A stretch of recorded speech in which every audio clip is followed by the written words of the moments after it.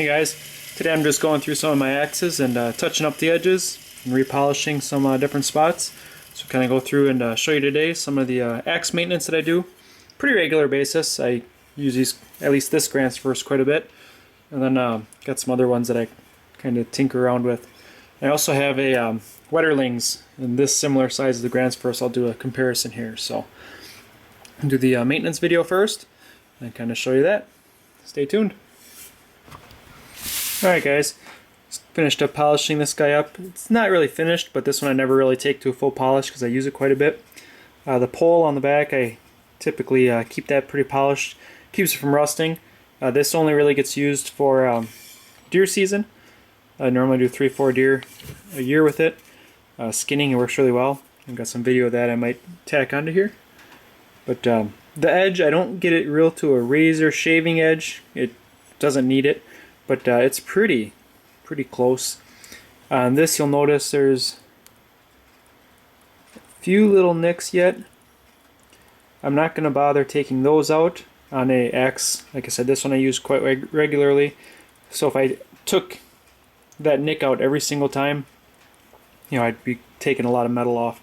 So I kind of just keep them as small as possible. When I do go through and do it, I'll take them all the way out, but kind of do that as needed. But for lubing these, a couple things I've used for the head anyway is either I like olive oil, works really well, or what I've been using lately is this frog lube. This stuff is food grade and everything, so it's non-toxic, and it works really well on the edge. With the frog lube,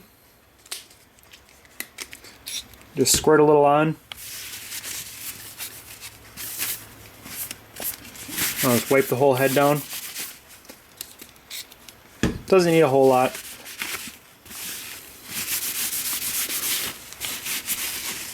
And then with frog lube, you want to heat up the surface so it sucks into the pores of the metal and actually kind of impregnates into the metal. Works really well. I've got a 01 tool steel bushcraft knife that I used to have to touch up every week, otherwise it would rust. I've put that on and it's been over a year now almost. Probably just under a year, and I haven't, besides the basic sharpening and maintenance, I haven't had to take any rust off. It hasn't patinaed at all. So this frog lube really works nice. And the reason I use olive oil or frog lube or something that's non-toxic, with this I'm skinning deer with it, so this is up against my meat. Same with my knives if I'm processing game or something. It keeps other oils off my meat. Like I could use rem oil or stuff like that on it, but I just don't. Like on my pocket knives, I'll use some Tri-Flow, different things. But I like the non-toxic option for anything that's going to touch food. So with this, now that the frog lube's on there, I'll just heat it up with a heat gun, and then just wipe it off. Keeping in mind you don't want to overheat any of your edges. The smaller the edge, the quicker you can ruin the temper with heat, especially with like a heat gun. Hair dryer would work really good for this. It doesn't get too hot, but just enough, kind of hot to the touch, and then let it sit. So I'll go ahead and do that off camera. You don't need to see me heating anything up. So I'll do that and then get it wiped off, and we'll go to the next step. Alright, got it all heated up. Frog lubed. That's about it for the head sharpening. I have this next one I have to actually touch it up a little bit with the pan file. So I'll show you how I do that. This one is pretty consistent, so all I had was the buffings, which you saw in the beginning of the video. Is buffing it up. This one, like I said, gets used a lot and gets maintained probably on a weekly basis. But probably touch up the handle on this again. The other axe that I have that's in the press right now, I need to redo the whole handle, so I'll go through the process of that, of the linseed oil on the handle. And we'll do a comparison of the two axes, probably in a separate video. Alright guys, here we've got the Wetterlings. We're going to be putting a coat of linseed oil on it. So I use boiled linseed oil, and then probably about 3/4, you're looking at a cup, 3/4 of a cup boiled linseed oil and a 1/4 cup of paint thinner. So it absorbs in. So I'm going to go ahead and do that. I normally just mix it in a little container. Doesn't take a whole lot. This stuff lasts quite a while.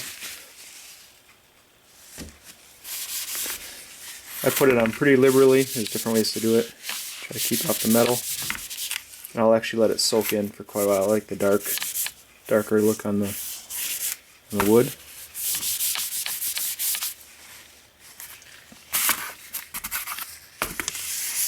You want to make sure you get it on the butt ends of the wood really good too, so it soaks in, bottom and the top. And then make sure you're wearing some sort of rubber gloves. This stuff's kind of nasty to get off.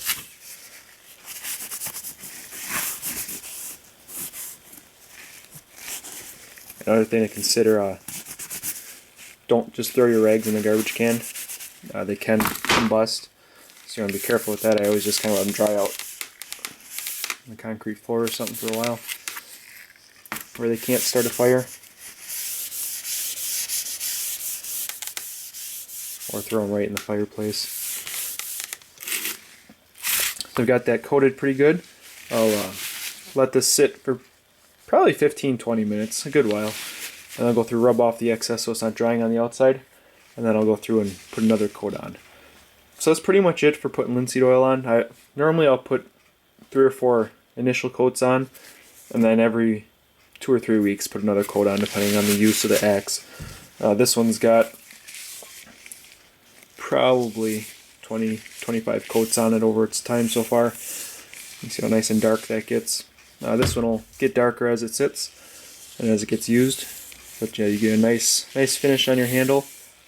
You never want to really poly these at all. I know a lot of the axe handles come with poly on them. I always sand that off and then recoat them. So that's about it for axe maintenance. I'll go through and show some sharpening quick here, just some tools and stuff, and then otherwise that's about it. You just take care of your head, keeping it treated, and then your handle, and if you keep them maintained really well, they should last a good lifetime. So alright guys, I'll go through and do a comparison in the next video of the 2 axes to show you the difference. Thanks for watching.